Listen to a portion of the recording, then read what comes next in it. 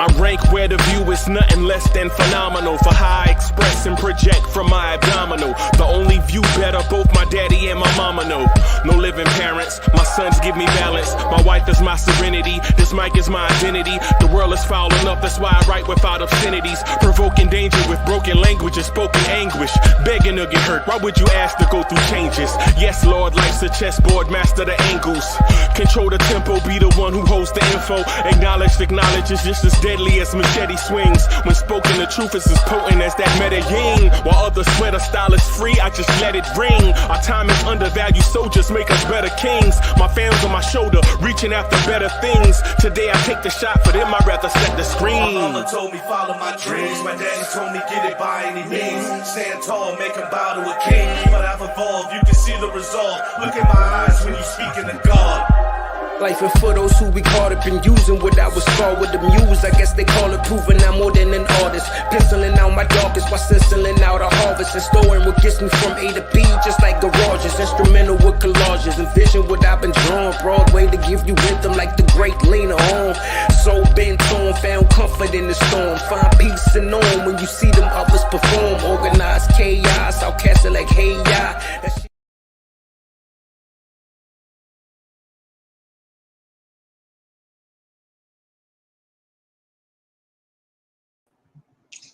Yo, party people in the place to be. What's good? It's the main man, Uncle Freezy, the #1 chief rocker in Knicks universe, coming your way with another joint. What's good, party people? What's good? What's good? What's good? Y'all want this party started right? Y'all want this party started quickly, right? Yo, throw your hands in the air and wave them like you just don't care. And if you got some loot and a stick of juicy fruit, somebody say, oh yeah. Oh yeah. Scream. Let's go. Get that energy up. Get that energy up. What's good, party people in the place to be? What's good? Let's get our chant right, man. Let's get our chant right, man. Blue tears. Orange tears. Blorange tears. Yeah, man. Yeah, man. Yo, I've been seeing people struggle with it. People been struggling with how to say Blorange. It's funny. Haha. People been struggling with how to say Blorange. Come on, man. Haha. Danny Landis is in the building. What's good? Don P is in the building. What's good, man? Keyshawn, what's good? I see you. The hip hop legend Core Mega is in the building. King Ribby, what's good? JJ, let's get it. JJ, let's get it, man. Y'all get that energy up, man. Adam G is in the building. What's good? Adam G is in the building. What's good, y'all? Man, listen, let's get some positive vibes out here in Knicks universe, man. Let's get some positive vibes out here in Knicks universe. Let's do it.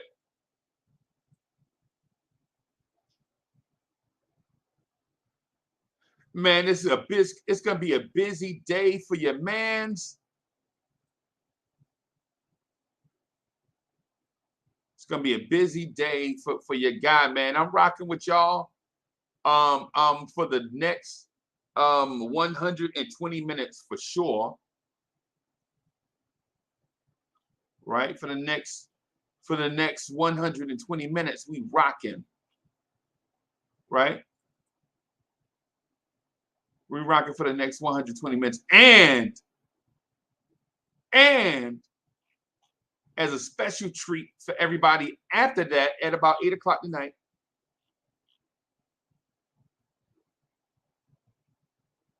your man, the #1 chief rocker in Knicks universe, is going to be rocking with the queen bee of all of this at 8 o'clock. You want to rumble with the bee, huh? Bzzzt. So it's your main man, the chief rocker, and the queen bee rocking together at 8 o'clock. And last time we got together, quite frankly, she dusted me up.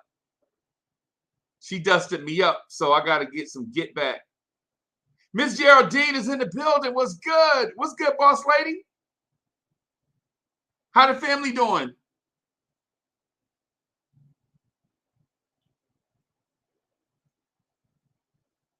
Miss Geraldine is in the building, man. Hey, listen, yo, when Miss Geraldine tell me like about her stuff, she don't say much about, you know what I'm saying, but I kind of get a kick out of when she tell me if you know what I'm saying, how she did when her and her people went bowling. I kind of get a kick out of that. I kind of get a kick out of that. Whether it be all good or not as that, I always get a kick out of that. You know what I'm saying? Miss Geraldine, thank you for your continued support, man. That make us here, man, feel like, you know what I'm saying, we doing a little something. So thank you. Thank you. We appreciate you. And we appreciate all the members of the channel. We appreciate all the members of the channel. We appreciate everybody, but we appreciate everybody who kind of help us, you know what I'm saying, keep the lights on in here. And it serves as motivation to keep going too. So if you're not a member, consider joining the family. Consider being a member of this channel. Consider subscribing to the channel. Definitely smash that like button. Smash that like button, man. But consider joining. You know, we're trying to do a lot of stuff. We're trying to do a lot of stuff, man. So thank you to everybody that continues to support us. You know what I'm saying? You know, we not one of the, you know, we not the big guy. You know what I'm saying? We're not the big guys on the block, but we sure are the busiest. Yo, if they saying Blorange Tears ain't busy, they don't know. Yeah, y'all. So the #1 chief rocker and the queen bee are gonna rock later on at 8 o'clock. I'm gonna be with y'all for the next 120 minutes or so, answering questions. But I got some stuff that I want to pose to y'all.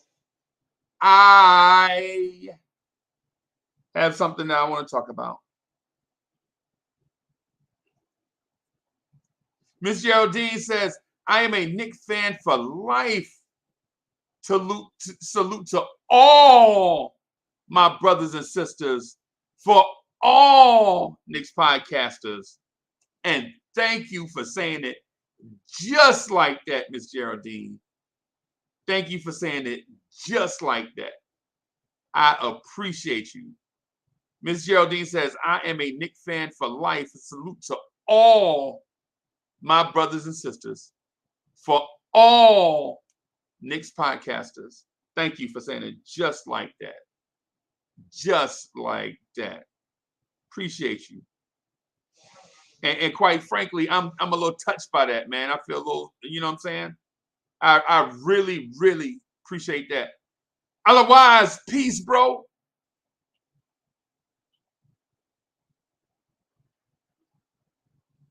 Peace. Otherwise, what's good? DSJ says, salute to everyone in the chat. Salute Uncle Freeze, Blorange Tears family. Salute, salute, salute. Don P says, dressed in all black like the Omen. Make you want to sing, this is for my homies, and you know me.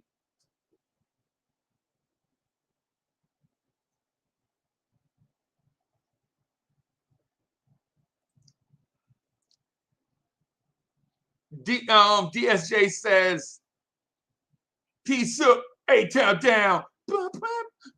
What's that mean? What's that mean? Ursher, what's that mean? What's that mean, DSJ? What's good? South BK in the building. I love another one of our support, man. South BK, thank you, thank you, thank you, thank you, thank you, thank you, thank you, thank you, thank you, thank you, thank you, thank you, thank you. Thank you, man. Matter of fact, I gotta. Matter of fact, let me thank my Patreons. Let me do something.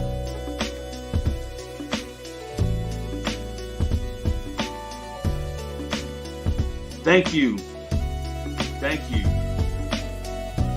to the Blorange Tears Patreons.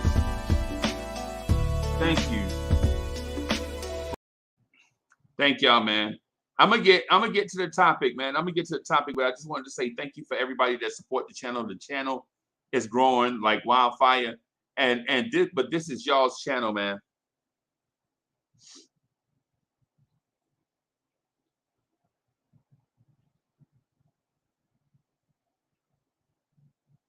Yo, this is y'all joint. You know what I'm saying? I got a topic I want to talk about, man. Just real quick, man. But since we on this one thing, and we're gonna be here for a while, so I'm gonna say it. I'm gonna just come out and tell y'all. I never thought Blorange Tears would be this big, where people everywhere just recognizing the word Blorange Tears or the phrase Blorange Tears. You know what I'm saying? Thank y'all. Thank y'all, thank y'all, thank y'all. Thank y'all, man.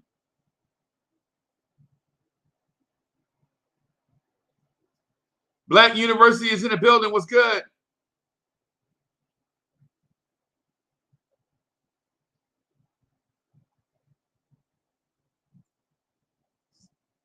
Yo, Adam G says, yo, would you like to see the front office bring Devin Booker to the New York Knicks? No. I'm over it. And so when hey y'all listen, you know what I'm saying? I try to be the mayor. The number one chief rocker of Knicks Universe is the mayor of the Blorange Tears community, right? I'm the mayor. I don't have a thing either way. I represent the people. So when you have a question like that, think about you know what I'm saying? Think about what do you think? I try to represent y'all. I try not to have like an opinion in either way. I try to be Switzerland. You know what I'm saying? I try to be Switzerland on this joint. And so when it comes to like having an opinion one way or the other, you know what I'm saying? I find it's best to not have one or to you know have a public one. Because this is a Knicks fan channel. It's not a you know a Caprizi channel. If that makes sense. If that makes sense to y'all. If y'all see what I'm getting at, like I don't want it to be all about me.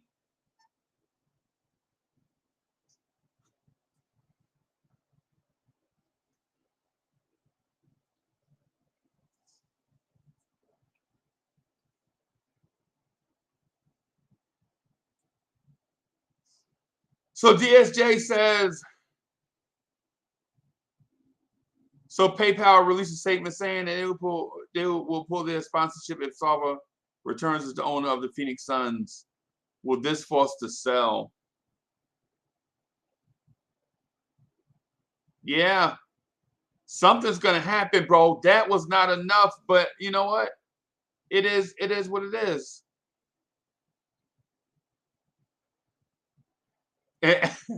Energy says, what? You don't want Devin Booker?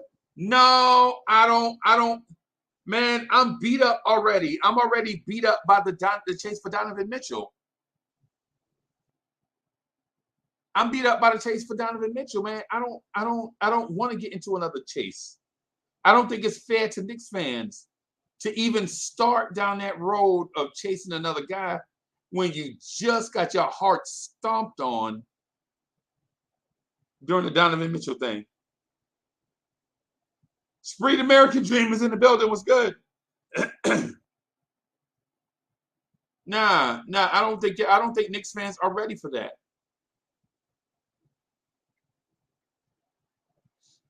Why would you just end the pursuit for Donovan Mitchell and then jump straight into a pursuit for Devin Booker?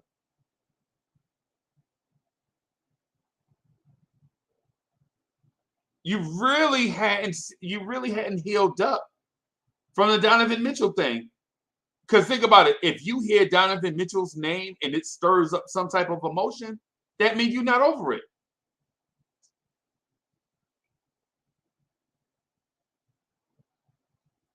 Recession proof is in the building. What I would say, focus internally. Focus internally and develop what you already have.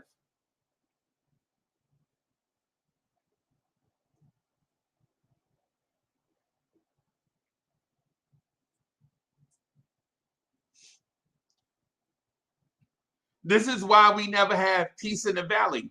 We never have peace in the valley because we always spread out doing,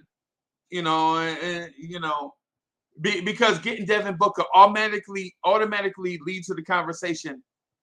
If you trade for Devin Booker, then do you include RJ Barrett? Personally, I would rather take a step back, and this is me saying personally, since Adam G asked. Personally, I would say take a step back and see what you have in RJ Barrett. D, what's good? Sherwin, what's good?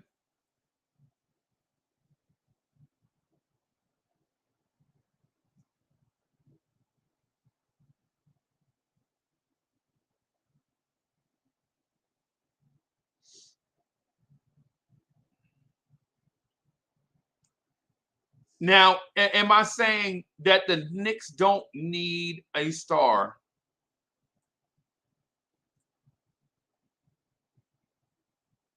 No.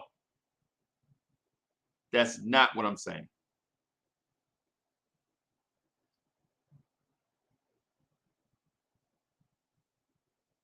What I'm saying is there are multiple ways to get what you want.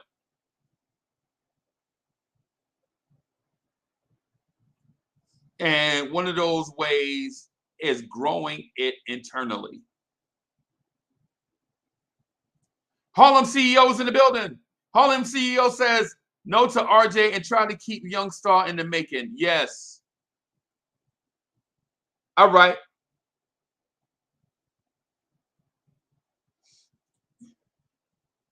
Wisdom.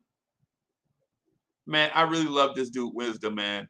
Yo, you know how you meet somebody, like I meet a lot of people, right? So I come across a lot of people show mad love, and you know what I'm saying, and I respect that. A lot of people, I meet a lot of new people, and they show me love. Man, I met Wiz, and it was like we just hit it off like brothers off rip.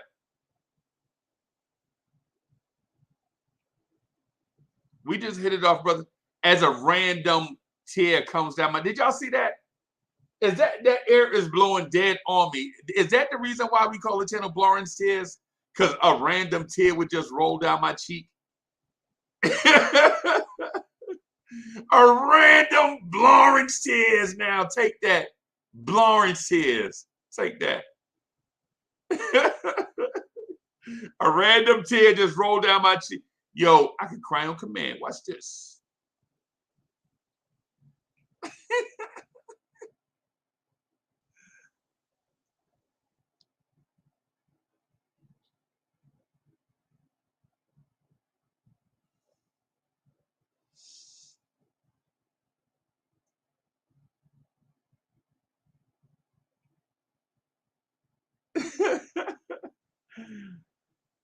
DSJ says, here comes at Sherwin.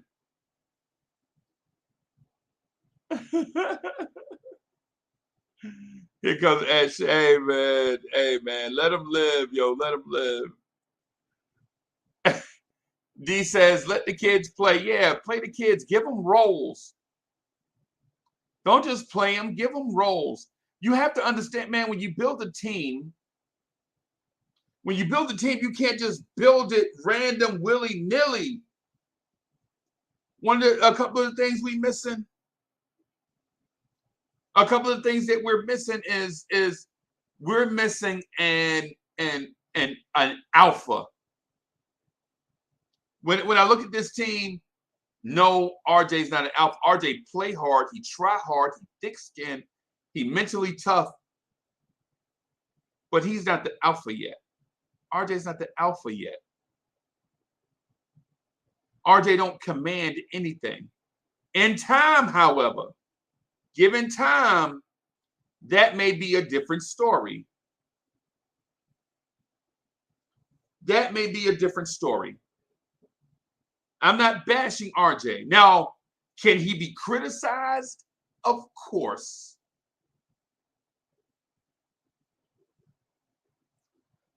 Snipes Entertainment is in the building.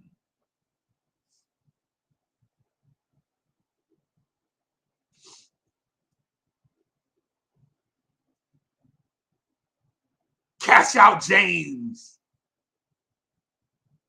Cash out James.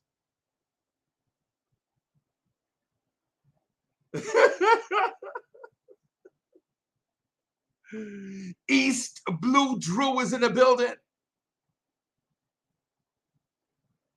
East Blue Drew is in the building. What I'm gonna say to you is there's a lot of ways to build a team, but the first thing you need to do in team building is recognize what you have. Kerry Cox is in the building. I know we're about to get this party started now because Mr. Cox is in the building.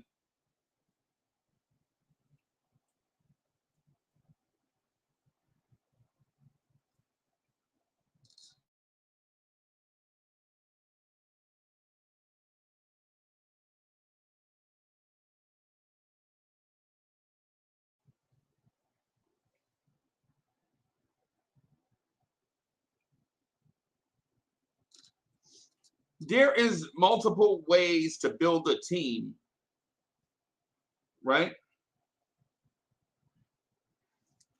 There's multiple ways to build a team. Matter of fact, I don't even need these. Why do I need these on? I ain't got nobody in here. There's multiple ways to build a team. First, you gotta, Rayology is in the building. Rayology, hope all is well. What's good, my brother?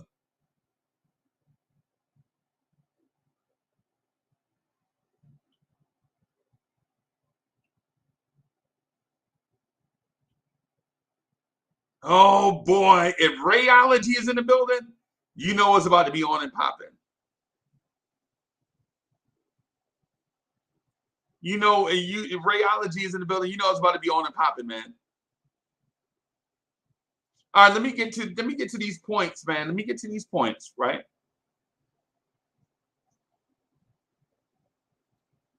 There is more than one way to build a team. You start by recognizing what you have already.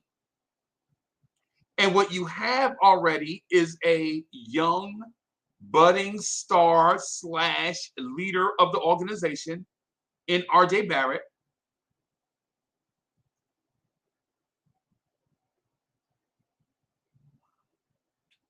What you have is a young, budding, multiple-time All-Star / enforcer in Julius Randle. What you have is a steady point guard in Jalen Brunson. And everything else is a bunch of young pieces, for the most part, a bunch of young pieces that need time to develop and prove themselves. Now, before we crash out on the last statement or the last part of the statement about the young players that need time to develop and prove themselves, don't do that. Don't focus on that part yet. Let's focus on one step at a time. And then I'm gonna take all of that stuff and encapsulate it and speak to disproving the doubters, because that's why we're here.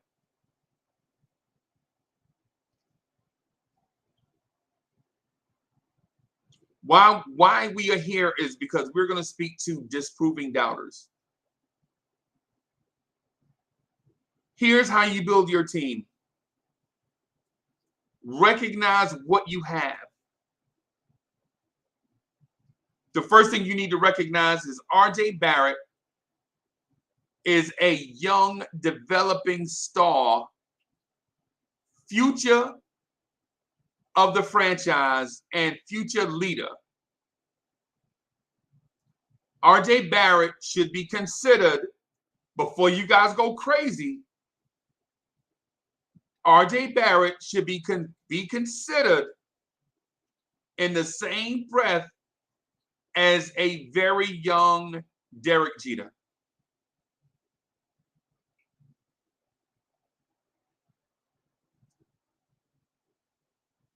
You heard me. RJ Barrett should be considered as like the 1994, 1995 Derek Jeter. Where RJ Barrett is right now,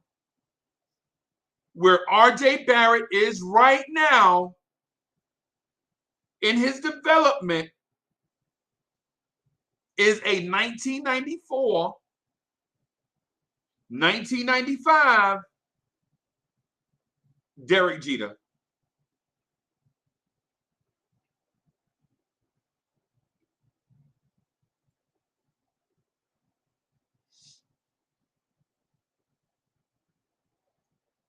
That's where RJ Barrett is in his development. Derek Jeter didn't step into Major League Baseball and was the captain. Nah, he didn't do that.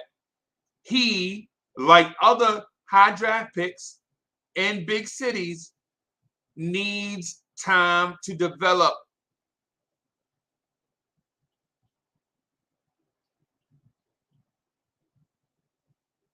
And if you're a Knicks fan right now, you should be excited about that. Who cares what other people say in other cities? Because think about this. When Derek Jeter was drafted, when Derek Jeter was a young shortstop, you know who else was a young shortstop? Nomar Garcia-Parra. You know who else was a young shortstop? Hanley Ramirez. You know who else was a young shortstop? Alex Rodriguez. Miguel Tejadas. Edgar Renterias. Right? And they did their own thing in their own cities. Right? They did their own thing in their own cities.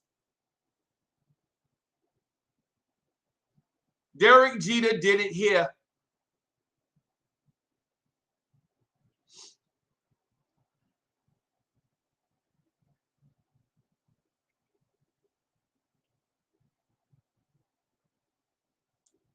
Slow down, Knicks fans. Be proud of what you have at this moment. Development is not linear. It doesn't happen in a straight line. It just don't. You are going to have your, I'll use a pun right here because you are going to have your nicks and bruises. Shout out to Tony Crow. Your blackest time.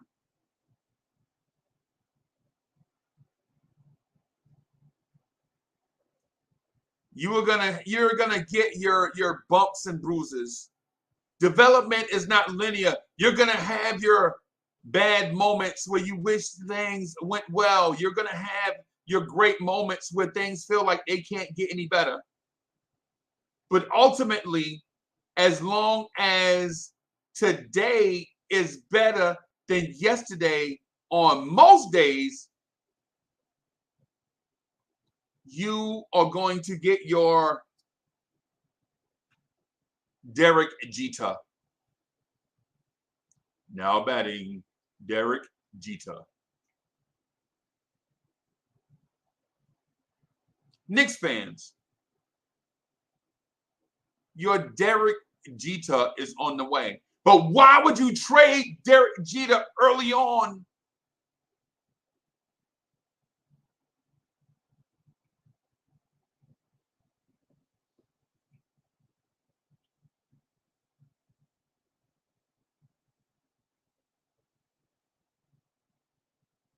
Lee Larrabee is in the building.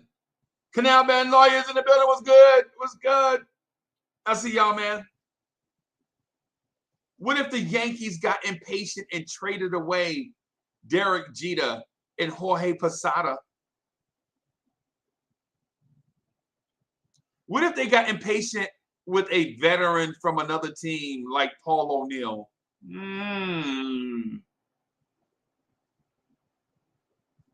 What if they got What if they got frustrated with a Paul O'Neill? Would they still have become the Yankees? It's a lot of things to consider. A lot to consider. Evergreen G is in the building.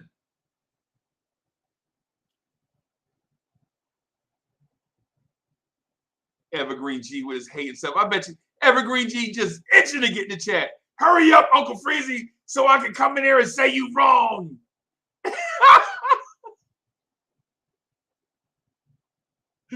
I'm messing around with Evergreen G.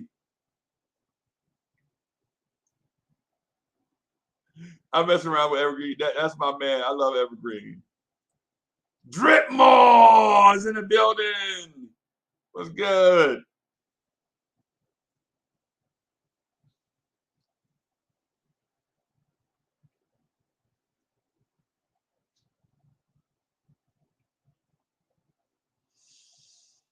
What I'll say to you is this.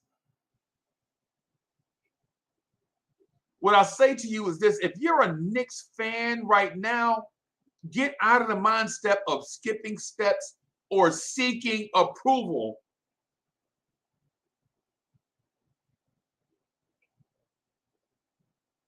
The Knicks, we don't need approval from nobody.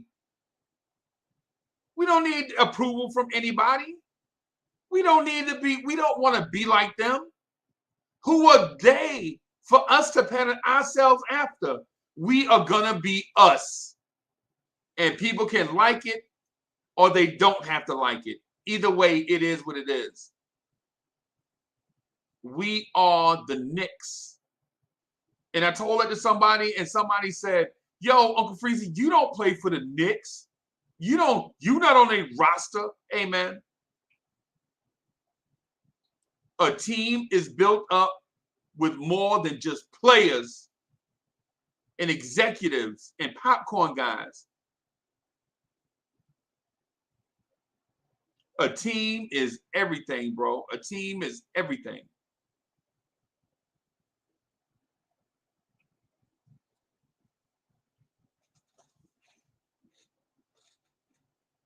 A team is everything.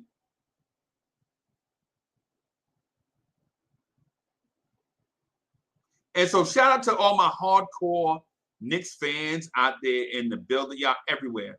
Whether you're listening to me on your phone, your mobile device, whether you're watching me on your computer, whether you're watching me on your TV in your living room, wherever you're watching this man, salute to y'all. I just have a lot of stuff, man. I try to be neutral a lot, and sometimes things get so negative that sometimes I just have to just say, no, I'm not throwing the link. I'm not throwing the link in the chat. I got something to say because something needs to be heard.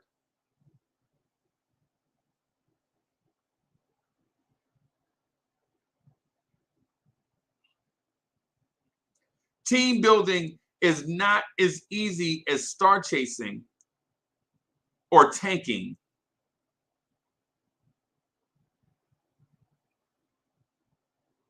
Just because you get a higher pick don't mean you're going to get it right.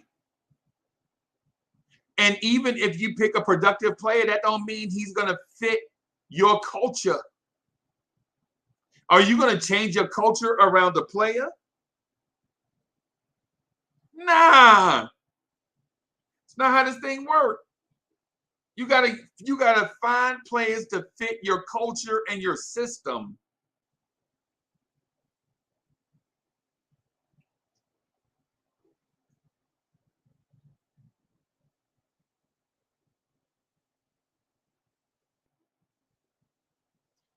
And JJ, I see JJ says it's a better chance of getting it right. But the key word is chance. Are you going to lose for a chance? Are you going to tank for a chance? Nah. Al Davis didn't say a lot of smart stuff, but he said something that's profound. Al Davis said, just win, baby. If you're a Knicks fan today, just win, baby. Development is not linear. Putting team building is not easy, right? You got to recognize what you have. Recognize that Leon Rose right now, instead of doing all this intricate stuff and trying to be all complicated with all these different moves and rumors and back alley stuff, ballroom stuff, like all this secret phone conference calls, nah. Bruh, recognize what you got.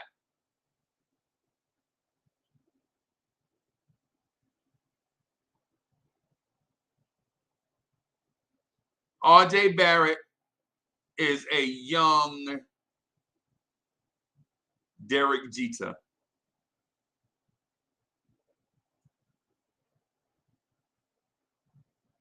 Right? And if you have faith in these kids, well, I'm gonna put a pin in that because I got something to say about some may not like what I have to say about the kids, and some may love it, but such is life. Is how life goes. Can't be everything to everybody. RJ Barrett is your young Derek Jeter. You should approach him as that. Does he have flaws in his game? Yes. Derek Jeter was a terrible defensive shortstop.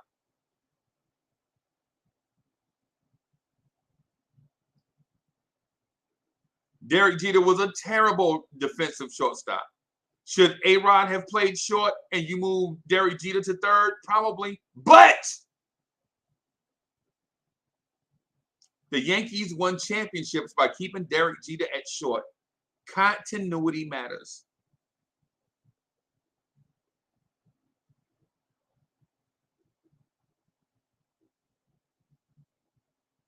Continuity matters.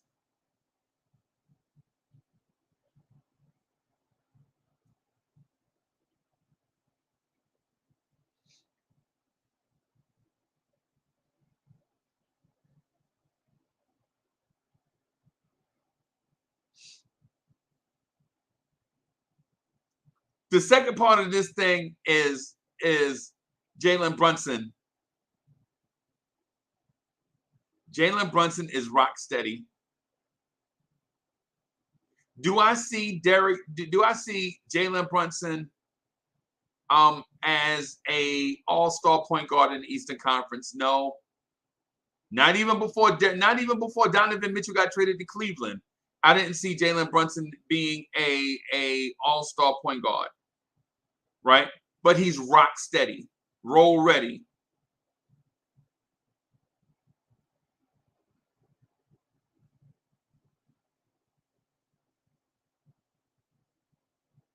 Rock steady.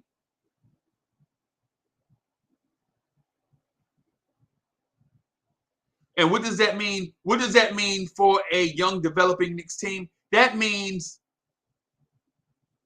the runway will be cleared so that these kids can develop consistently and with confidence.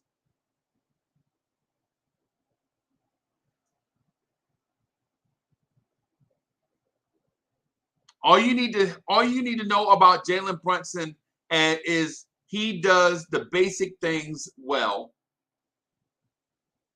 Jalen Brunson does the basic. All your basic tasks are going to be completed well. Notice I didn't say good, great, excellent.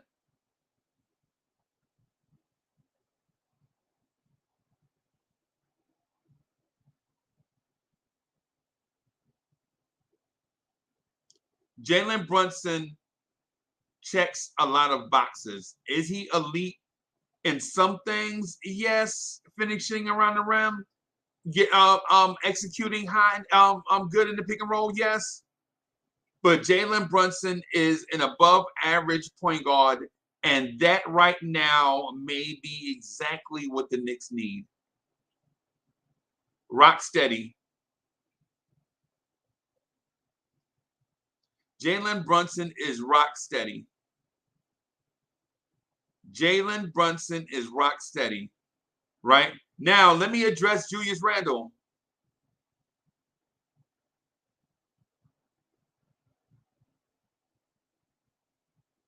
I say this occasionally, and I don't think people understand where I'm coming from. Julius Randle is an enforcer. Every once in a while, I'll throw that out there just so that people can understand why I have so much patience with Julius Randle. I know what he is. I know Julius Randle is a hustle rebounder. Right?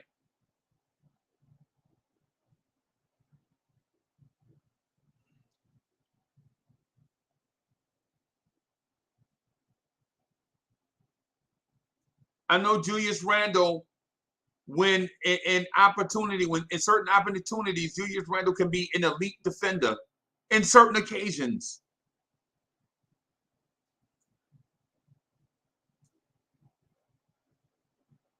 And I know people want to say, but I saw this clip on Twitter when Julius Randle was jogging back. Man, yo, be careful, man. People do stuff like that all the time. His people will catch you at an inopportune moment and put you on blast.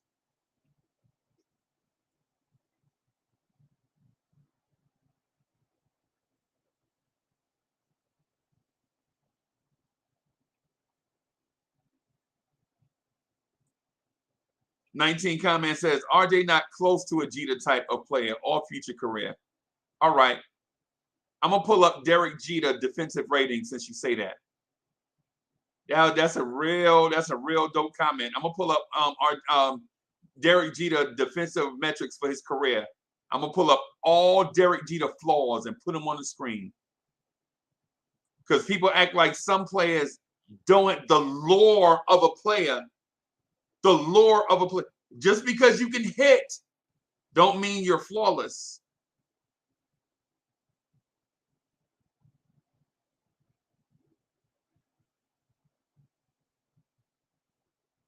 You can be a leader and have flaws.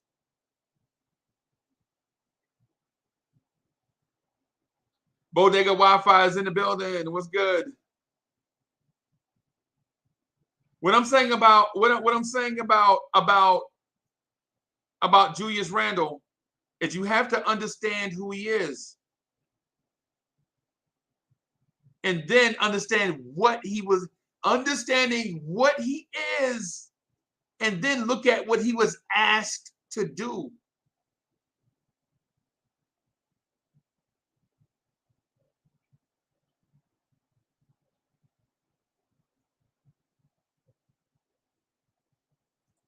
"19 comments says include the postseason." Now I'm gonna do it the way I feel like doing it. I'm gonna do it the way I feel like doing it. Every time we turn around, somebody want to say something about the Knicks. Why can't we celebrate the guys we got? Every time we turn around, somebody got something negative to say about the Knicks, and it's internal. Can we just for a little while celebrate what we got? For a little while. For a little while.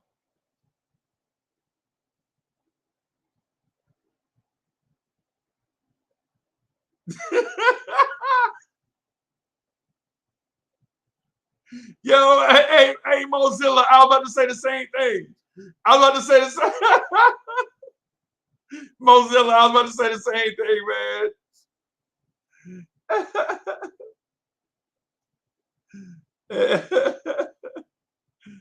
Yeah, man.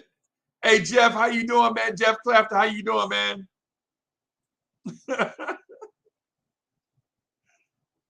But listen, Julius Randle, you have to look at Julius Randle for what he is. A high volume rebounder, a good defender, right? A decent free throw shooter for somebody his size, 250-pound ball handler, a great passer at 250. You have to take into consideration what Julius Randle is. Take into consideration what Julius Randle is, and then look at what he was asked to do.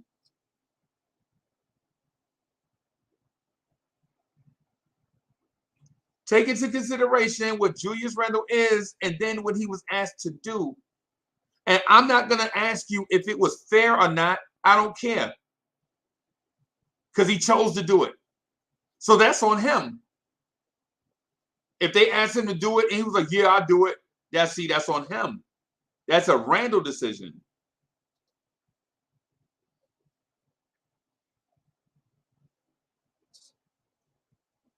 But Randle is an enforcer. That's what Randle is.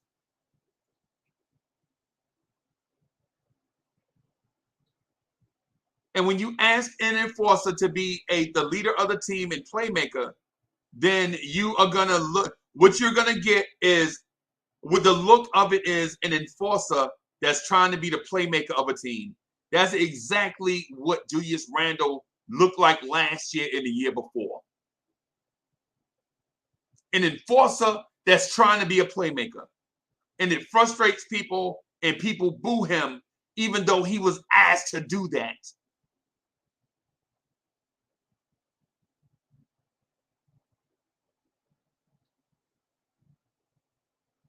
Evergreen G, no, he wasn't. Julius Randle was not that. No, he wasn't. He was asked to be that in New Orleans, and because they were shorthanded. New Orleans was shorthanded. Everybody was hurt, and Randle did it because they had nobody else. And people take that small sample size and say, this is who Julius Randle is. That is not who Julius Randle is.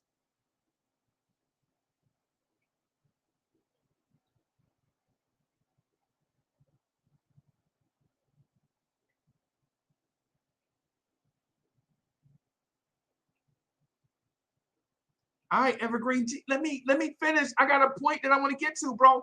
I ain't even get to the Disproving the Doubters yet. You gotta let me cook, let me rock. Let me get this point out. I'm gonna get there, man. I'm gonna get there.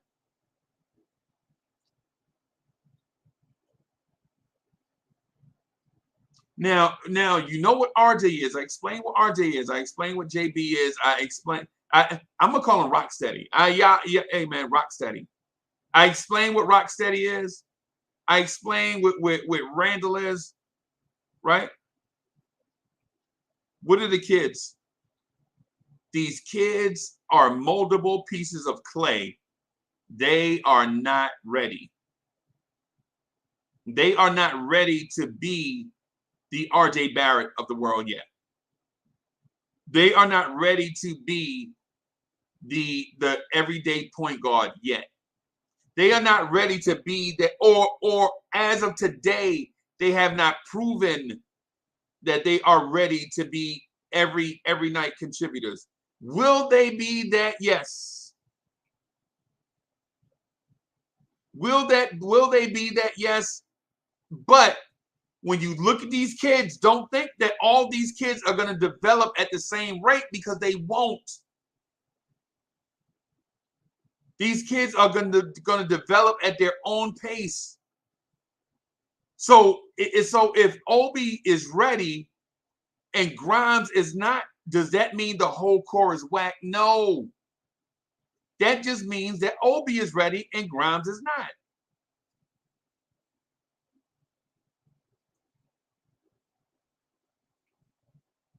If Quickly pops and Cam doesn't, does that mean this young core is a disaster? No. All that means is it's like toast. One of them popped up out of the toaster, the other one ain't ready.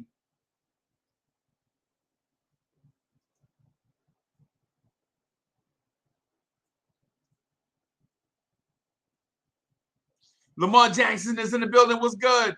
What's good, Jack? Shout out to Lamar Jackson, man. Thank you for being a supporter.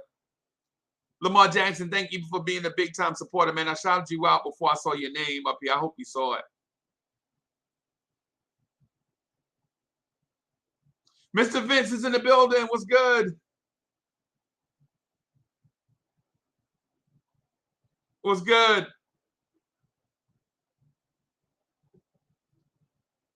Thank you to Lamar Jackson, and thank you to the other Patreons also.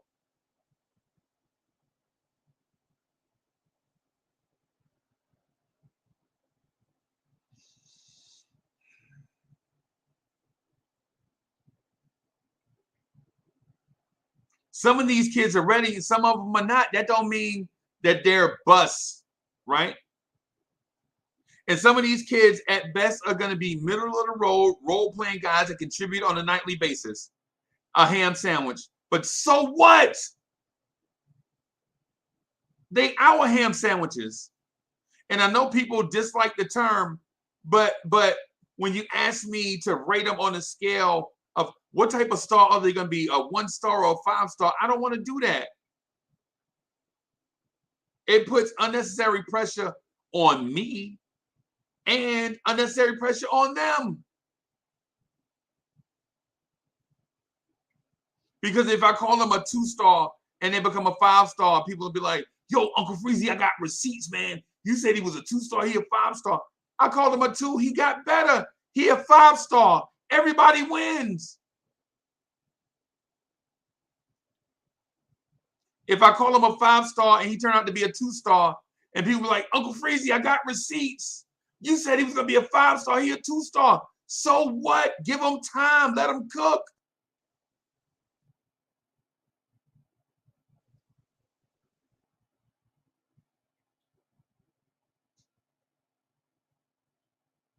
Let's be proud of what we got, man. Let's take some pride in our team, man.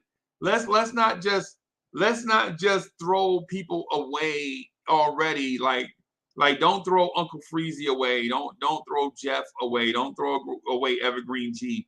Don't throw away the Knicks, man. Be patient. The season ain't even here. Let's rock. Stafford Don is in the building. Stafford Don coming here starting trouble. Stafford Don, go back to sleep. Hey, Stafford Don, I'm about to throw the link in the chat in a few minutes, man. Come on up here.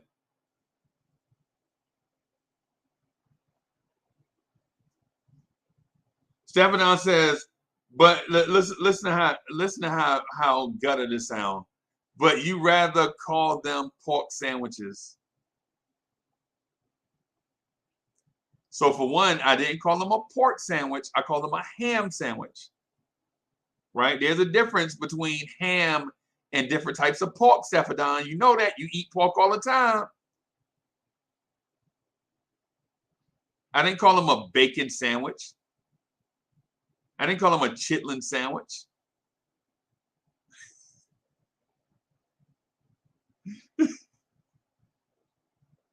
I know that was gonna get under Stafford's skin, man. That's all.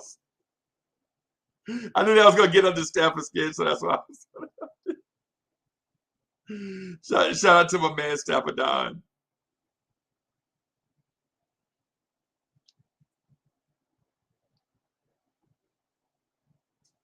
So you build a team in different types of ways, man. We gotta be patient, man, with this process. With this process, Now, the overall direction, you don't have to be patient with. But team building is made up of a bunch of different processes. It's like life. Your computer right now is running hundreds of different processes as we speak.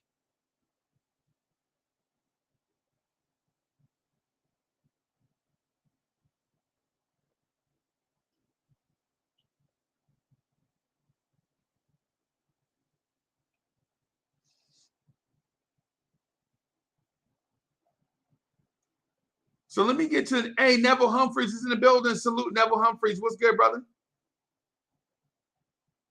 Salute, salute.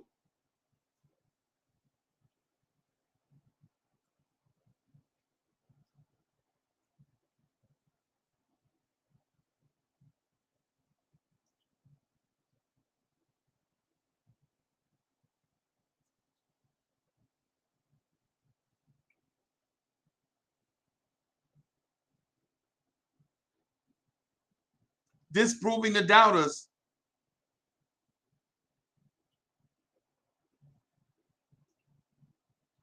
As Knicks fans, I ask you guys to come together and think about what it is that we root for. What are you rooting for? Do you want a championship? Yes. That's easy.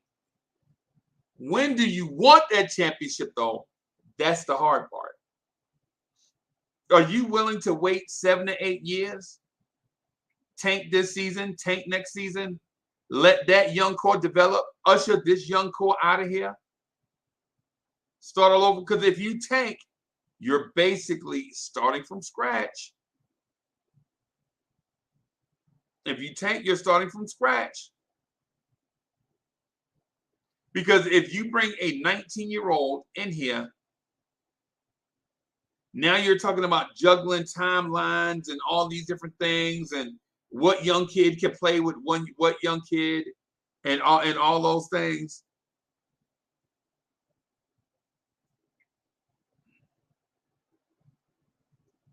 You're talking about starting all over from scratch.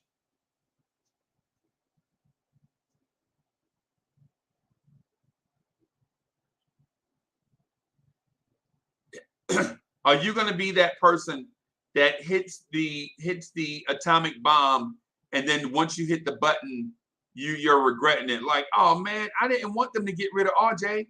I liked RJ. I didn't want them to get rid of Obi, man. I liked Obi. But once you hit the blow it up button, everything got to go. Start all over means exactly that. Clean house. Oh man, I like Derrick Rose. They had to get Rose out of here. Start all over means just that.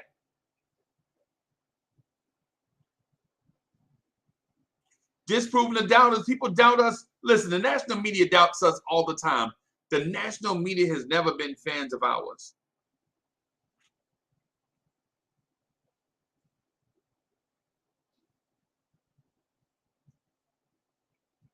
The national media has never been fans of ours, man. All the way back to when Jabbar was looking to leave Milwaukee, and it was either New York or LA. What do the Knicks need Jabbar for? Jabbar doesn't fit. Jabbar's a strange attitude. Kareem Abdul-Jabbar had the same attitude as an Evergreen G. Is Evergreen G strange? No. We love Evergreen G. That's our brother, and we love him. Kareem Abdul-Jabbar had the same mentality as Uncle Freezy.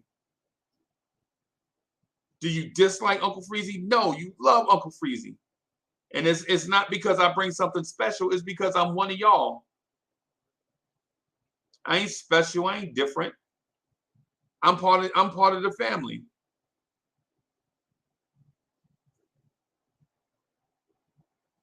The doubters always have something negative to say about the Knicks because it keeps them employed. They could easily say something about the Indiana Pacers, but they don't. You know why?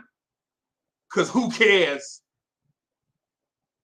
Hey, say something polarizing about the Indiana Pacers. Their uniforms look funny. Who cares? Hey, Jeff Van Gundy, say something polarizing about the Washington Wizards. Their arena is nice. Who cares? That don't move the national media meter. Who cares? Say something about the Knicks. Everybody cares.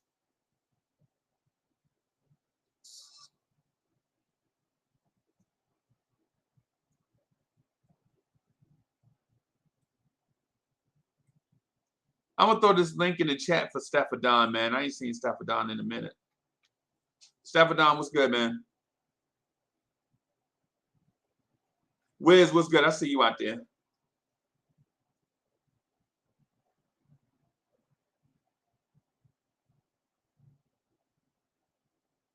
Come on, Staffordon, man. I got a pot of beans on the stove. All we got is 58 minutes.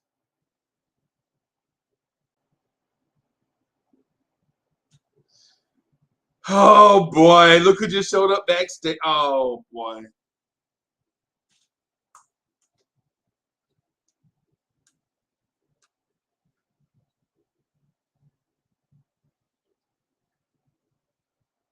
Look who just showed up backstage, y'all.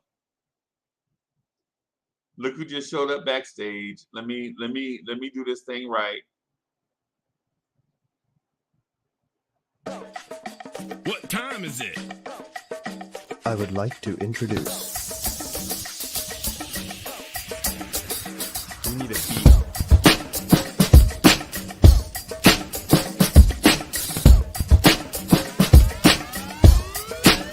Y'all don't hurt us.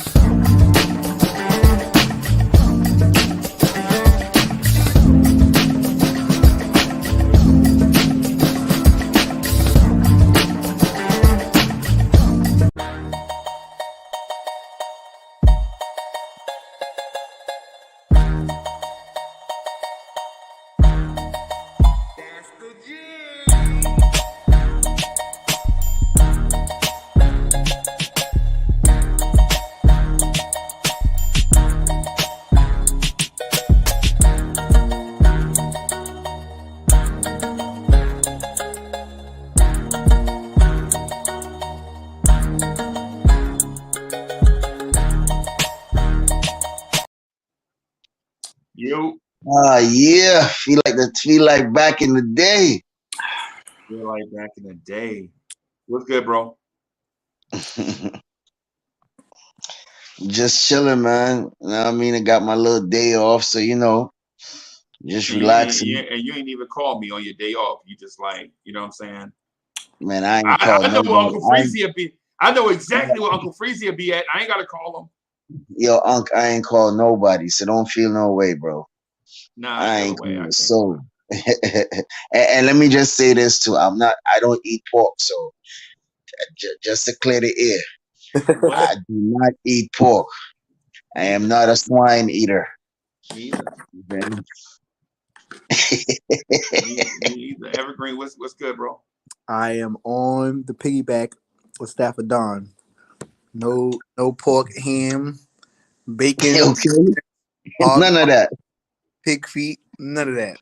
But all is well, man. I can't complain. You know, there's a I think you be knowing what you're doing, man. You be purposely trying to, get Antagonize. you know what I mean? You add a little bit of hot sauce to the taste. Evergreen. When ghetto? When did I do that? Hey, you gotta read what he said. Why? Oh, he's saying Freezy dissed read what he said. Oh, Freezy dissed you yesterday. Oh, for real? Okay. Okay, I saw you doing it now, Freezy. No, no, no, You're no, no, saying no. things It's not. behind my No, back. no, no, no, no, no, no. Listen, listen. This is a different type of this. This is a different type of this. This nonetheless. Like the thing with the thing about ham and pork. You just wrong about that. Ham and pork are not just the same. Because bacon and ham are not the same. Yes, Chitlins and ham. Nah, they not, bro. They might come from the same place, but they're not the same. It's like saying an arm and a leg is the same. It's not.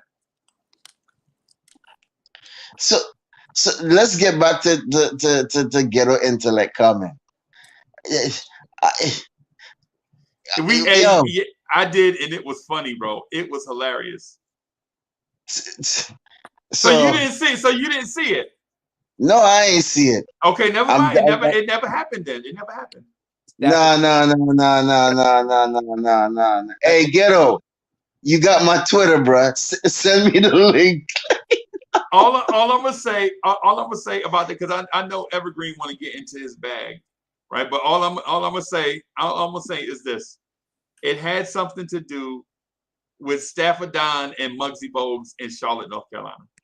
Bruh, leave the short people alone, bruh.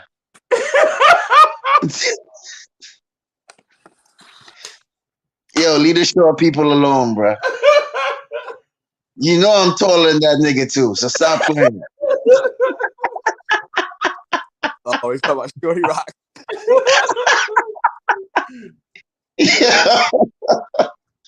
Yo, whatever, Freeze. Whatever, nah, bro. Let me Bro. let me get Evergreen G, because I know he been Go itching to get ahead. at it for a second. But Evergreen G, let me just say this, because we got like 52 minutes, bro. I got to make sure that I stay concise on this to you know what I'm saying. But I understand where you want to go, Evergreen. I understand where you want to go. Thank you for your compliment, and by the way, because I understand what you were saying. You know what I'm saying? Like Uncle Freezy knows exactly what to say to drive a conversation. Mm-hmm. That's basically. I get that. I appreciate that. That's kind of where I was going. Mm-hmm. But not really. Part of it is offering a peace treaty, bro. Like at some point, when do we, you know what I'm saying, stop being so negative all the time and just appreciate what we got? Okay. You're offering a peace treaty to who right now? The fan base. Okay. All right. Now is where I get in my bag. All right. There weren't many people that were talking about continuity in the last few years. Except who? I know for a fact that one of them is on a panel right now. Right. As everybody else looks at the screen, he's on the top right corner. Here I am, RAW. There wasn't many people that was. Oh, you meant your military right? Okay. Yeah. My your Xbox left, my PlayStation right. Okay. Right. There weren't many people that were hearkening onto the idea of continuity. Now, I always try to look at teamwork from a military perspective, and the last thing you want to do with a fire team or a squad is take 3 or 4 people from a squad and just replace them, especially if those 3 people were key contributors to whatever a particular mission was. Continuity was to be valued. And even when you start off in the very beginning, it's important to start to teach, right? And to go through mistakes and learn. There's many people that were just like, throw in a towel, connect the cord to the dynamite and push the lever down, blow it all up and start all over. And I'm like, hey, everybody calm down. We got to value this continuity. Right. So I just want to say, I feel like the peace treaty should be offered to me first before we get to all the rest of the plans. By gosh, I was labeled an outcast. I was labeled how do we say, what's the word I'm looking for? Delusional. And But now evergreen, but evergreen, that are jumping but on evergreen. the continuity bandwagon, I would like, you could, you know what? You don't have to give me flowers. You can give me a dead rose and I'll accept it. That's one. But I'll leave at that. Go ahead, Stafford, real quick, because I got another. no, no, yeah, no, but you said I thought you wasn't. You know the reason why you wasn't an outcast because you the one that was saying we was going to the championship. Oh my gosh, here we go. You the one that was saying that, bro. So I hear you with your continuity and all of that, but that's one of the big reasons why you see you got outcast, bro. Okay, So go ahead, go ahead with your soliloquy. I just want to make this clarification. Did I say we were going to a championship, or did I say we were one move away from making a championship? Which one? The first one. No, see now No, bro. You didn't say that, bro. no one has any receipts. I need you to pull a receipt, brother. I'm if I said it, cool, but I need receipts. Archives and bring out the videos, bro. I need receipts. Nobody's got videos of me saying that. I Because know Freezy got the old archive somewhere with that video. I know you do. I pride myself in trying to be as clear and concise as possible. Everybody knows that. At no point in time did I ever say that team consisting of RJ Barrett, Derrick Rose, Emmanuel Quickly. This is even before the Cam Reddish trade. So Kevin Knox, Obi Toppin, Frank. No, you was love gone. This was Evan Fournier. No point did I say that we were going to a championship. And this is what happens when Knick fans get all emotional and they hyperbolize things. Emotional. Right? That happens all the time. I'm very specific about what I said, but we won't argue about neither here nor there. My next issue, Big Freezy, is this idea that Julius Randle was not marketed as a hybrid center. Now, let's hold on a second before we attack. Right? I'm not. I'm a listener, bro. I don't just interrupt people. This is before I get the tomatoes in the chat. I need y'all to understand something.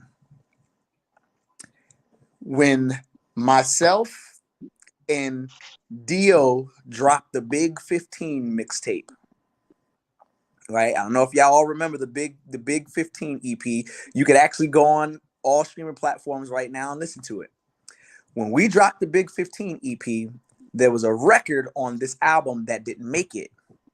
And it was an idea that I came up that was post Julius Randle's that was pre-Julius Randle's crazy season, and it was called 30 for 3, a Julius Randle story. This song did not make the album.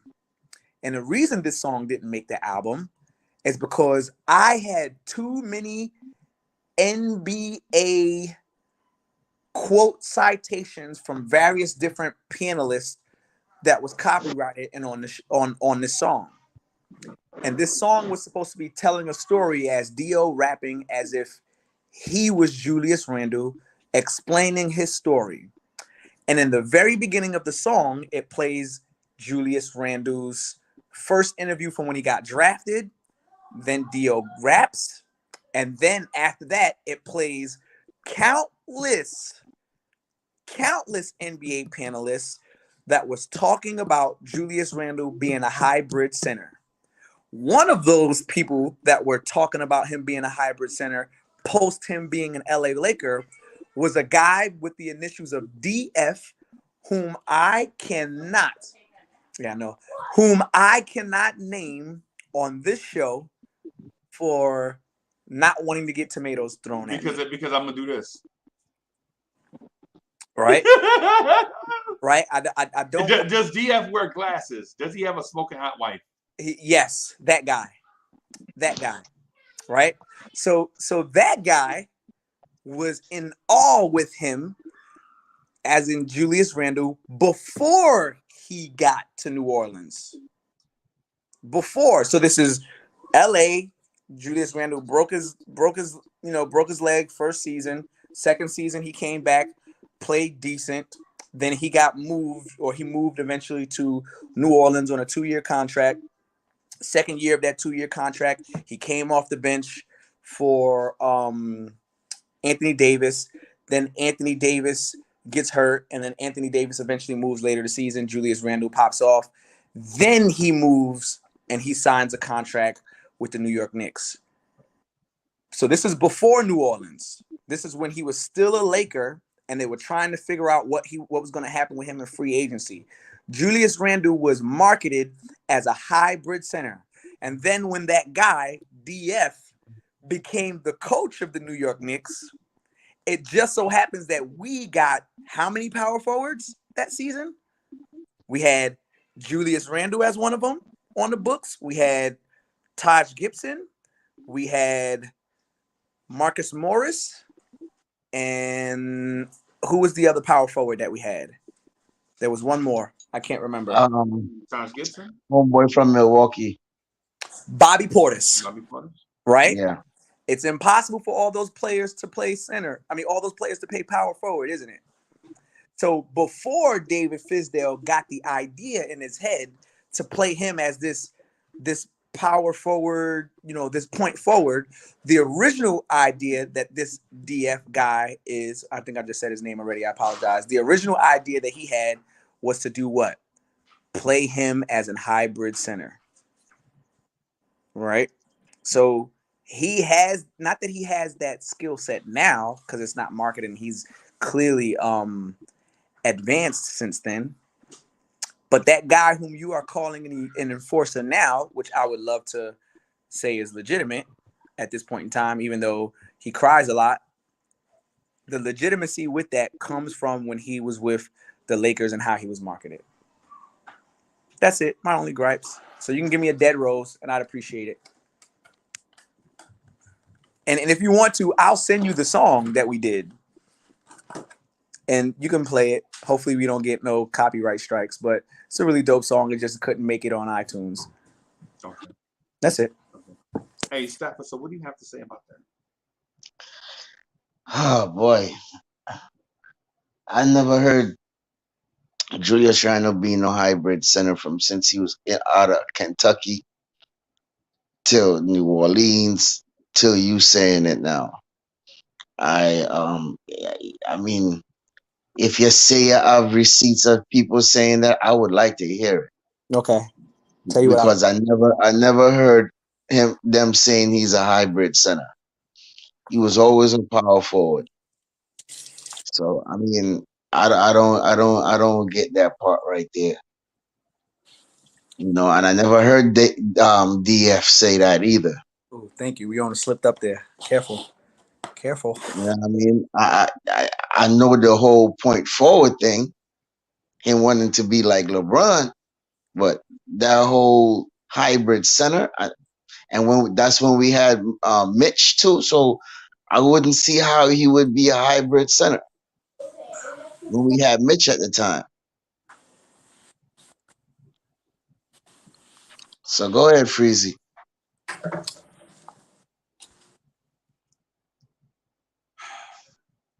I don't know what to say to that, man. I want to find that roster. I want to find the roster with that Julius Randle played in college, because I remember Julius Randle playing with some big body dude named Johnson.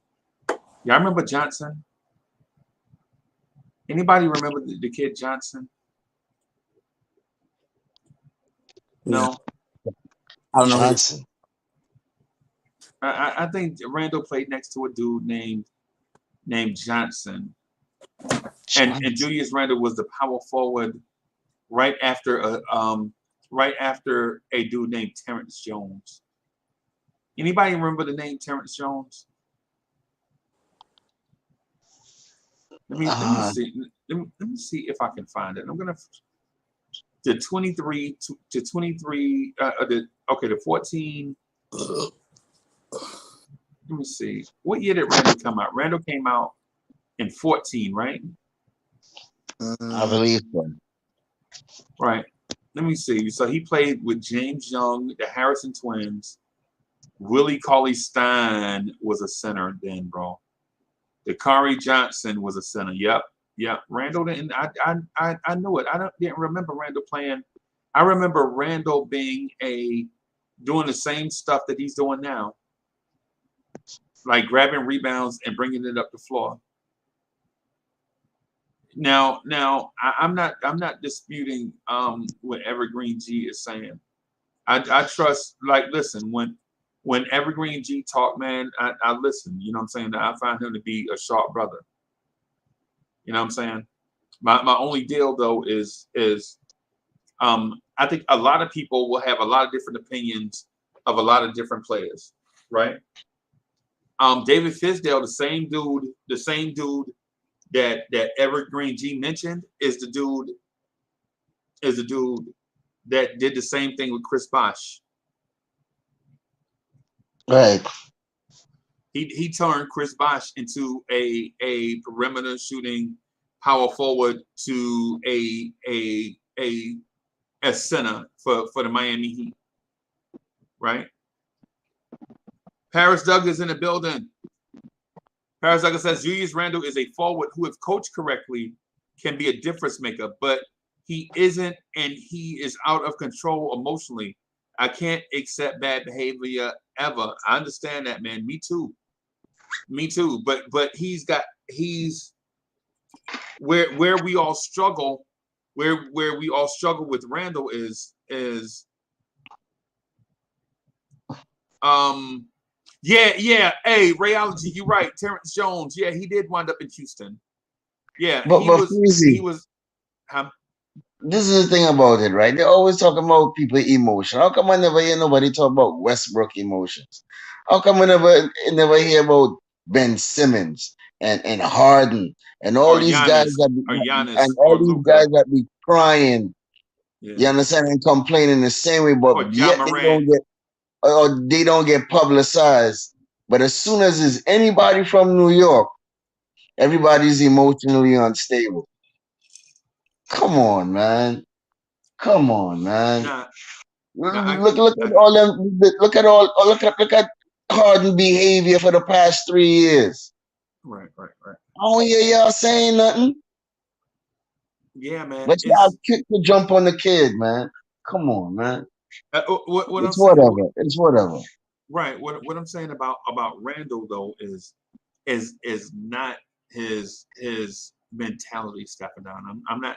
I'm not knocking his behavior.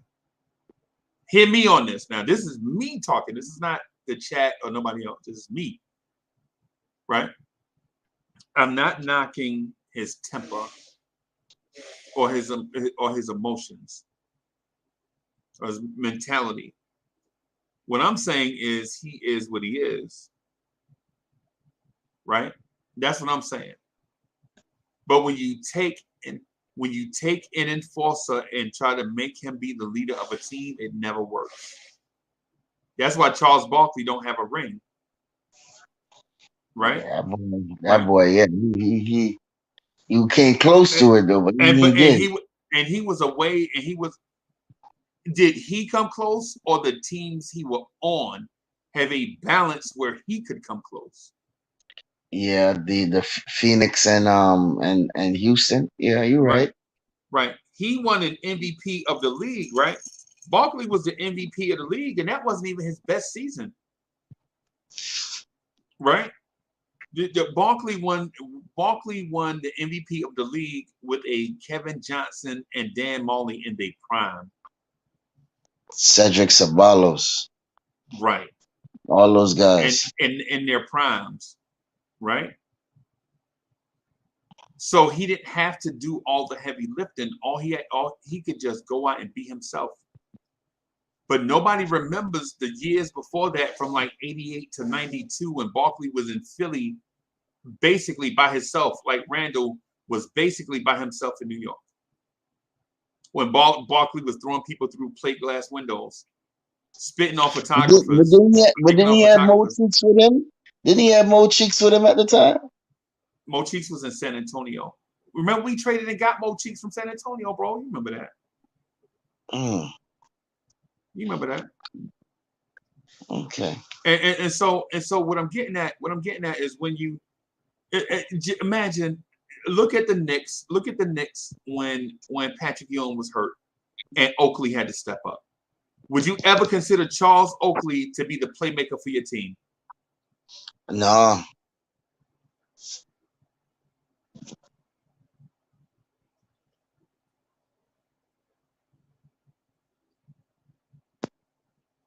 Fallback haters was good. What I'm saying to everybody is listen, is Randall unhinged sometimes? Yes.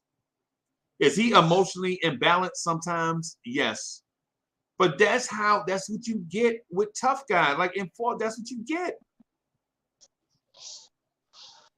You know what I'm saying? So the thing with Randall is none of this stuff would be an issue with Randall if Randall didn't have all the playmaking and responsibility that he has now.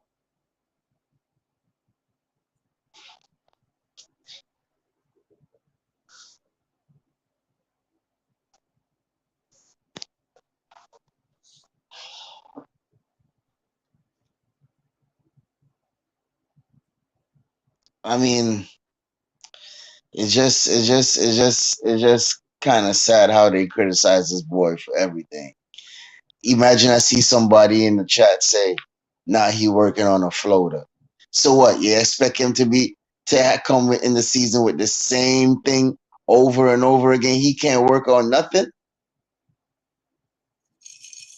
You know what I mean? You see RJ Barrett the other day with Chris Brickle and telling RJ to use his elbows more. So you're telling me RJ shouldn't practice that? He shouldn't come in with nothing?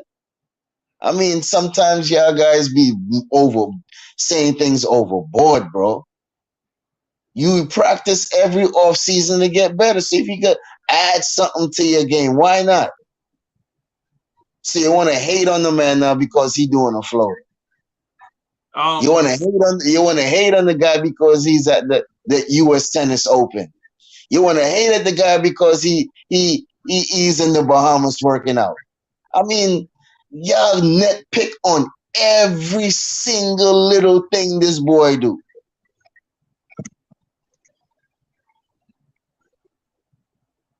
Boy, I mean, sometimes it hurts my head sometimes, man.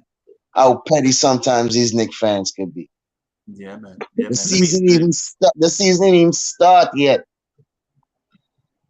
You know what I mean? We already say it's unbelievable. What y'all say, AD? What y'all say, brethren? Hey, AD was good, bro. I feel bad for you, Knicks fans. You know, I feel bad for you. You got a long season ahead of you. you got a long season ahead of you. Salute, Knicks fans. Uncle Freezy, salute. Sir. Staffer.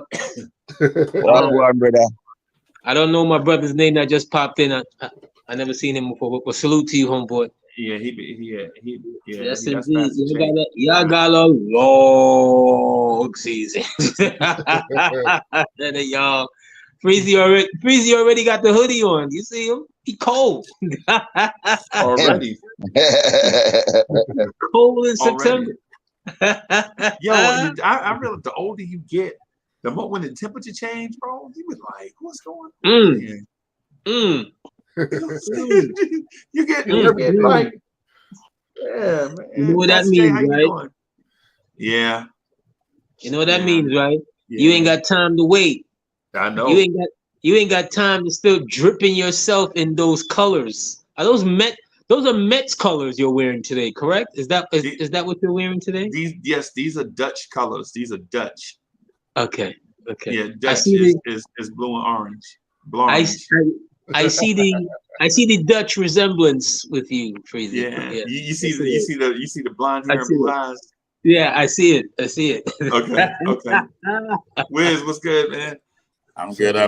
What's up, Peeps? He feels sorry for Knicks fans this season. Oh, I can't wait. Man, listen. Middle of the pack or better. We're gonna be middle of the pack or better. Yeah. What I would say is, as a Knicks fan, man, is this. At some point, we are gonna have peace in the valley, and so peace happens. Peace happens a lot of different ways, but a lot of times peace happens two ways, right? Either you can agree to have peace, or somebody gets obliterated and there's nothing left, right? So you can have peace happens in a lot of different ways. There's a lot of ways to get there, but either you can agree to like, hey man, let's just, you know what I'm saying? Because people think peace is the absence of war. Nah, peace should not be the absence of war. Peace should be an agreement in hearts. That's what it should be.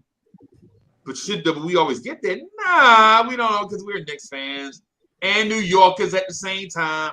So we, you know what I'm saying, we have this edge to us, you know what I'm saying? So, you know, blah, blah, blah. And peace also happens when the bomb is dropped and everything is cleansed. When everything is cleansed, you have a peace before the new beginning. You know what I'm saying? Mm-hmm. So we're going to get there eventually. Which way do you want to get there? You can agree to have peace, or something can happen and it'll be that. Now, and basically what I'm saying is this. What I'm saying is this. I would rather Knicks Nation. My plea to Knicks Nation for like the past few days is let's all just appreciate what we got, man. Exactly. Let's just appreciate what we got. Exactly. How many more bombs can Knicks fans take? I mean, even the Japanese, surrendered after Hiroshima. You know what I mean? How many more bombs can the Knicks fans take? Hey, man. Like, how much more nuclear food can we eat? Or can you eat? Excuse me. Let me get my verbiage correct. Right. Hmm? Before enough is enough is what you're getting at.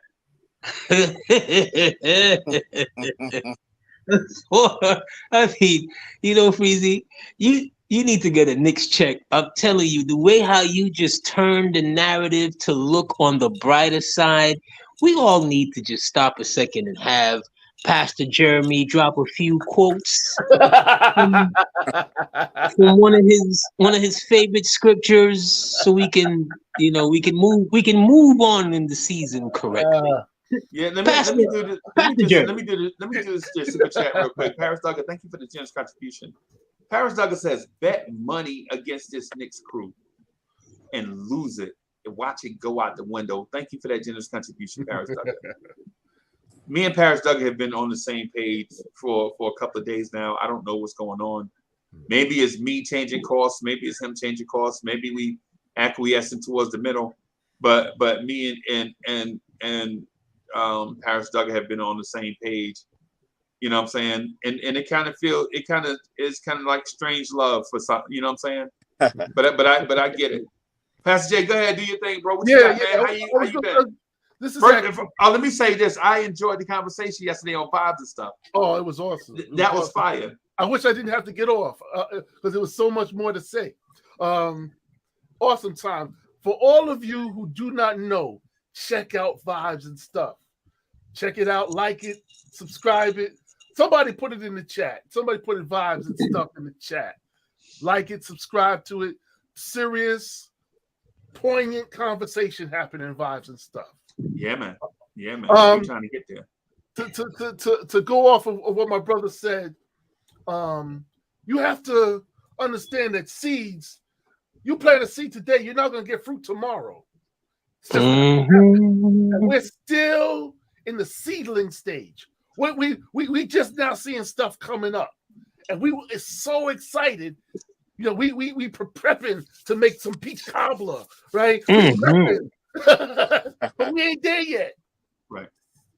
Slow down. Slow down. But we have to be taken seriously now. We said no when everybody expected us to say yes and gut everything. We said no. We said no. We have to be taken seriously now. There are players that are coming up from college and high school into that are going to be looking and say, oh, wow.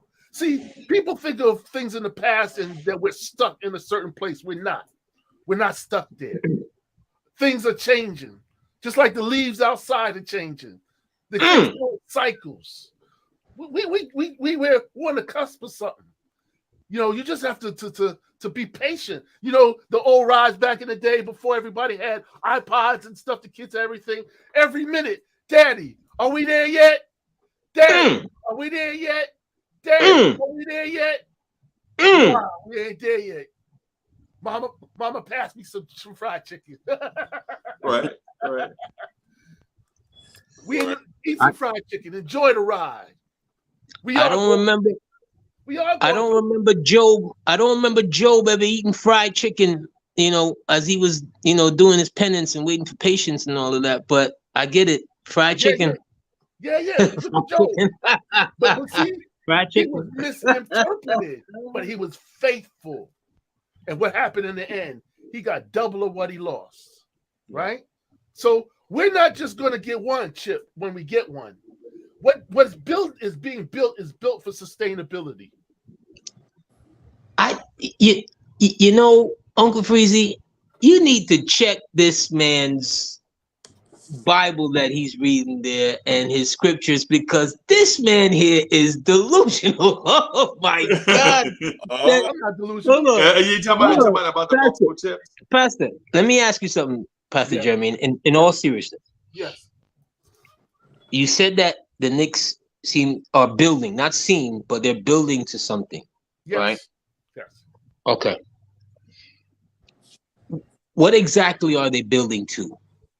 First, there's a tenor that just because there's no press conference doesn't mean that there's not a plan. You got that, right?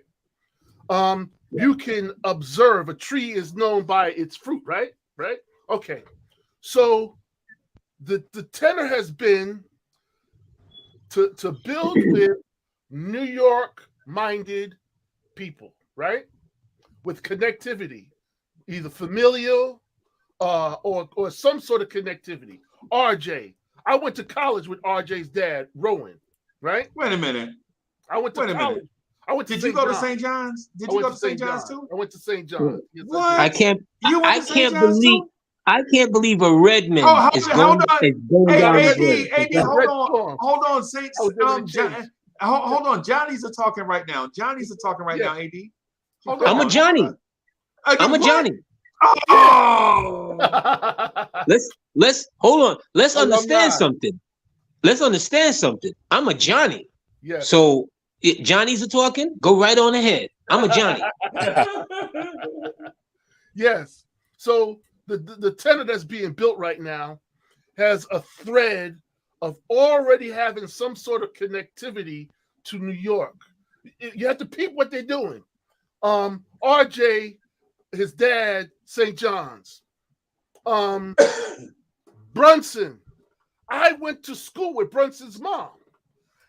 Brunson's mom and my mom used to work together. I mean, his grandma and my mom used to work together. Sandra is my people. His uncle is my boy Marshall, right? So this New York connectivity already sewn in. Obi, his dad is a park legend. They're being intentional, and the quality they're getting. This is the first time we can honestly say that New York has 2 NCAA Player of the Year on the team at the same time.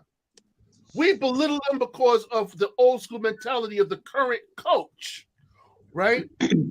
However, there's a level of quality that we did not have prior, and these are not picks 1, 2, and 3 other than RJ. Most of them are, and OB was 8, but most of them are in the 20s, and they're all viable. You could never say that before, that just about every player is viable. I didn't say great. I'd even say good, right? But viable, with actual potential for growth. So there is a direction that it's going in. We're just not used to it. We're used to selling the farm for that one dude. We almost did, but we didn't. So it's the patience. Yeah, but that dude you almost sold the farm for, did he have New York connections? Say again? The dude that they almost sold the farm for, did he? Yes, that's why he was part of the. He was part of the plan. Yes, but when our nemesis Ainge tried to our nemesis now we were willing to go, we said no. Our nemesis now, because we've had prior dealings with Danny Ainge. What did we get? We've had prior dealings with Danny Ainge. But what did we get? He's our nemesis. But what did we get? Or did we? No. Or we got? Or what we got? We didn't get anything, Pastor. Yeah, that's the point. We in the same position outside of,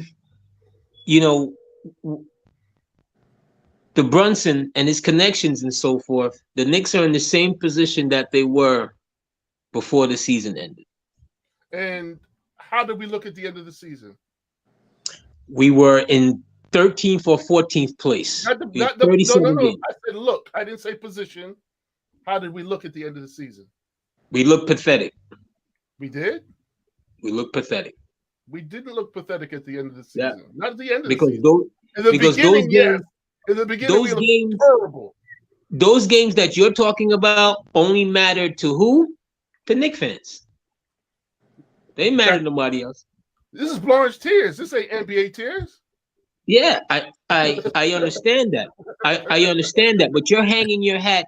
See, here's some of the holes to your plan. And as I asked you what was the plan, all you talked about was the relationships and so forth. So your relationships to nowhere, because I don't hear anything that said championship. Not in the beginning, not in the middle, and hopefully in the end of your summation, you'll get to a championship. Okay. You got the time to wait for it, because you see a plan and naming guys that I want to remind you, right? Mm-hmm. Every guy that you mentioned, the Knicks were willing to trade. Yeah, they were. Starting with RJ. But like you said, was the person they're trading for, did he have New York ties? The answer was yes. Right? Okay. So after like I said, on the cusp, what was missing was an engineer, because Tibbs is so defensive minded that he needs an engineer on the floor to distribute. He followed suit with our prior coach in having Randall as the distributor, which was problematic. They tried to correct that by bringing in Kemba, who is not necessarily a distributor, who was a scorer, even back in UConn, was a scorer, and also with New York ties. Just the threat is there. It doesn't work all the time, right? Now you want to talk about championships. You have to have concrete with rebar in it to have a foundation. You just can't have concrete. You have to have rebar in it. So you have to just develop your core, right? And then if you can either draft or bring in some to upgrade. We're still at the cusp. We're middling right now. But Pastor, you can't have it both ways. There is no emergency button. Pastor, your argument again, you can't have it both ways, okay? Because on 1 minute you're willing to trade the kids, right? And then in the next minute, because the deal doesn't go your way, okay? Let's just agree to say the deal didn't go the Knicks' way. So now you're telling me that you're gonna go now with the kids. You can't have it both ways. Oh, you have to have it. You were willing. You were willing. Here's my overall thing here, and I don't want to sit here with this Donovan thing here forever. Okay. Mm-hmm. Why did you go there? Why did you stockpile all these picks? You don't want to trade for Jaden Ivey? Okay. You don't want to trade for DeJounte Murray? Okay. So what are you doing with these picks here exactly? In this plan here that you're talking about here, that the Knicks are over and over and over again here, letting guys just go by them to hold on to these picks for who? Okay. You say that it's unwise to garner position. See, because you can't just have a plan. A wise plan has contingencies, right? Do not put all your eggs in one basket, right? So a wise plan has contingencies. See, I used to do IT, right? And each statement on the computer, most of them in programming are if-then statements. If this happens, then that. That's what a wise plan does, right? And you're not locked into a singularity. You have possibilities, and your goal is to get here, but there are many avenues to get there. You put yourself in position by the more the amount of opportunity you make for yourself. By adding draft picks, by adding young talent, you open up you open up opportunities, right? Now, if you're picking quality, which was rare for us, we're just now picking draft picks that are sticking. That's new for us, right? That other teams actually want. A few years back, when we were dealing with Frank and them, they didn't want them. They didn't want them. Now we're in a unique position of being desirable. It's unique. It's new for us. I get it. It's new for us. It is new, right? It's new. We have options. It's just now for the right player to make themselves available. Now, we're looking at already established stars. Very often, who remembers Kevin Johnson when he was sitting on the bench in Cleveland? I know Phoenix was watching him. They had 3 point guards that overloaded in point guard, but they kept Mark Price as the starter, and eventually those young point guards had to be doled off to other contenders. And actually, we were just talking about Charles Barkley. The last time he went to the finals, the point guard was Kevin Johnson. So we're now put in a position where we actually have a point guard. Unique time. We haven't had a point guard since Mark Jackson. And they made the mistake of picking Strickland right behind him, which causes a bunch of foolishness. But we finally have a point guard, right? Now we'll see. We had a bad point guard 2 years ago and went to the playoffs. We finally have a point guard who is a threat, who actually already did work in the playoffs in the West against viable competition. Things are not as gloomy as it sounds or as it looks, right? It's not as gloomy as it looks. Let them play first. Let's see what we have first. And because we have options now, we can make moves when moves present themselves. You can, yeah. Yo, still facts actually. Rob, come on, somebody, come on in. Come on in. Hey, look, I tell you, look at it just from a like business this. perspective. Yo, I tell you, IBM. Yesterday, I was talking about advising some investments with this guy, and I asked him to mention, oh yeah, if he invested in IBM, I'm like, wow, I haven't said IBM since 1995.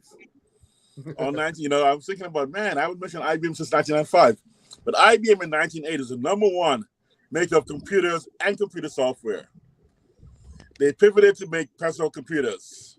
I used to work for them. Then they realized that was not their profit margins as high enough as it was for software. So now IBM is pretty much a software company. So just because someone went one direction and trying to attempt to change their business plan, doesn't mean their alternate business plan is not viable. Yes. Or even as successful or more successful.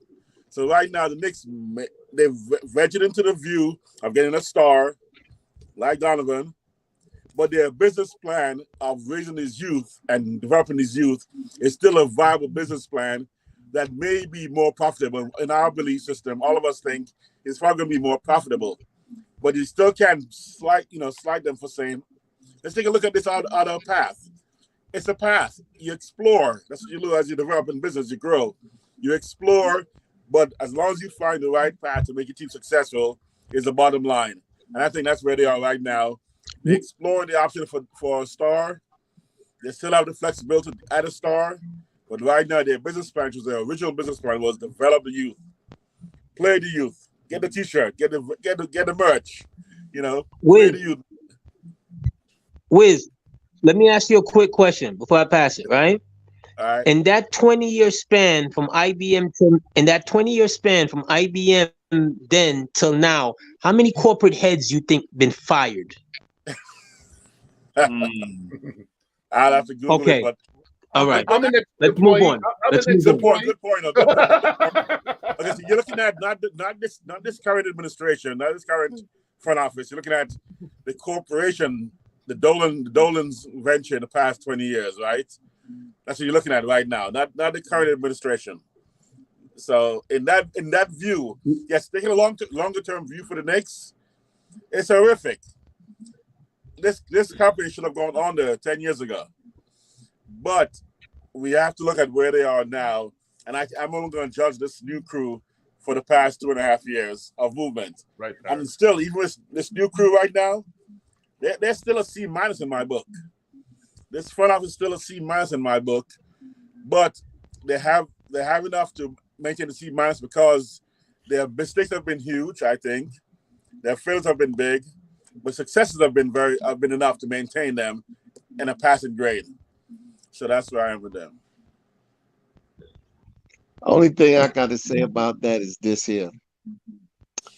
I feel as though a lot of the Knicks fans are like a battered woman that's in a relationship, and then when they leave that relationship, they bring the baggage from one relationship to another one. And it's the same thing. They're not judging on the current, they're judging on the past. Exactly. And when you look at this administration for what's going on with them, they put in, even though I wasn't with the Donovan Mitchell. Let me just first put that disclaimer out there. I wasn't with that anyway. So when they didn't get him, it was a win for me, because I didn't like the size of the backcourt going through, and just getting any star in New York is not going to do it for me. It has to be a star that fits, and it has to be at the right time. And I don't think at that time you would have had 4 people making $28 million or more on the Knicks, and the most wins you were talking about at that time was 40 to 45 wins. That wasn't a smart move to get Donovan. RJ was going to get his money. Randall already had his. Brunson had his, and now you was adding $30 million. So I didn't feel as though that was a smart business move to even explore him. You made the move to get Brunson in the beginning of the summer. Just because Donovan Mitchell came free doesn't mean that you had to throw all your chips in the basket and get them. That's the same thing happened with Marbury and Francis. That's the same thing that happened with Eddie Curry and Jerome James. You made a move for that position earlier, and that's what you picked. You stay with the course. And I don't think that they were staying with the course, exploring the Donovan Mitchell situation, because it wasn't a fit. Now you fast forward 2 weeks after he signed, and then you look at this Phoenix thing that done hit the league, and with their owner. Who's to say next year at this same time that Donovan Book that the Devin Booker wants out? Is that more of a value pick, or you put all your chips in the basket for Donovan Mitchell? How would you feel as a Knicks fan if he became available? Oh, the Knicks jumped too quick. Now look what's available. Just because a shiny object is in front of you doesn't mean you have to get it. Facts. We're still on the road. We're still on the right road. No matter, people blame the Knicks because the Knicks got options. If the Knicks would have made the trade for Donovan Mitchell, they still wouldn't have been an old team. They still would have been young. Donovan Mitchell, 25 years old. You was trading young for young. Exactly. So you're not really scrapping the plan if you would have even went after him, because old players would have left. And you would have just replaced them with another one that fits the age group. So it's a wrong narrative to say Donovan Mitchell would have made the Knicks an old team. It's not true. Exactly. It's not true. So the Knicks did things that some fans liked, some fans didn't. But if you're going to judge this crew from what this crew is in the last 2.5 years, they've done a lot of good work that a lot of regimes didn't do. We're holding 11 first-round picks. We got young players. We could have turned to Donovan. We could have got a Donovan Mitchell if the price was right. But we held our hand off the trigger. We didn't pull it because we didn't like the deal. And us as Knicks fans, we have to get over it and move on. Yeah, that's not the first time that happened on OG. Okay, yeah, but we're talking about in this regime. I already named 3 times that it happened in different regimes. Yeah. I just named 3 different times that it did happen. But where you been at, bro? Working. We be rocking. You don't even show up, man. You don't even show up no more. Hey, look, bro. It's been hectic at work. I've been listening. I just couldn't get on. I couldn't get on. But I've been listening. I heard every platform and everybody. Okay. I've been there. But sometimes you got to do what you got to do to put food on the table. You got to do what you got to do. You got to work. Work. That's it. Double working. Did you hear it when Freezer dissed you? Like he did Steffa? Did you hear that? Oh man, I was in a whole bunch of No, I didn't. I didn't diss OG. I told him how me and you was messing up the story. I was telling him how me and you was having a conversation in the middle of the night in Charlotte, North Carolina over drinks. Oh yeah, no doubt. Yeah, that's what I was saying. I went there. Yeah, and he ran out on me to go to his sister's house. You told him that, Freezy? You voted on us. No, man. You left us stranded. But you ain't say how what's the name left too? What's the name? Stafford. Folio eased out too. Yeah, Folio. Yeah. Yeah, Folio eased out too. I was a sole survivor. I handled it.